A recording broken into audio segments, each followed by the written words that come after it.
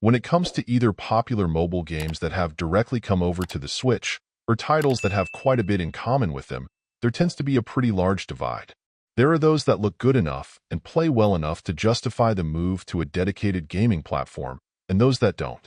Quite a number of years ago now, I remember the first time I played Monument Valley, a puzzler with an isometric view of what were typically pretty intricate dioramas of sorts, with the goal of figuring out how to get your character from point A to point B by shifting blocks or other elements in a way that would let them proceed. This plays in a very similar manner, mostly justifying its presence in the eShop, but also isn't quite as polished as the games that inspired it. Pretty well all core elements of design here are a match. Whether it's your isometric view, the ability to rotate the scene incrementally, or simply clicking on the spot you want your character to move to rather than directly controlling them.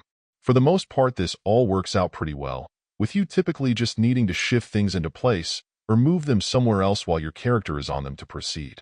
One aspect I don't remember being as aggravated by in the other series, though, were times where your view of where paths go to or connect within the structures in the middle was so obstructed. While it didn't happen often, there were just some cases where there were enough paths and spots coming out of the structure close to each other that it got to be challenging to line up which one you were supposed to come out of. Perhaps it's a minor complaint, but given the game's overall simplicity, it just feels like a somewhat sloppy area that could have worked out more effectively.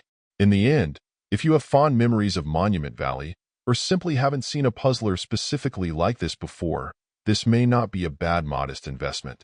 While I'd argue that the overall experience isn't as refined and elegant in its simplicity as those titles, as a more bare-bones implementation of the same concepts, it works well enough.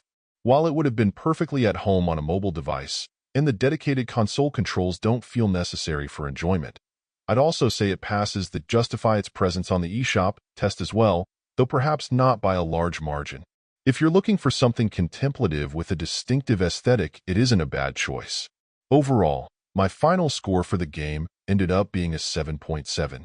And if you're interested in picking it up, it's currently available on the Switch eShop for $4.99. Thank you for taking the time to listen to this review. And if you'd like more information or ideas of indie games worth checking out on Switch, be sure to click on the link provided in the description. Until next time.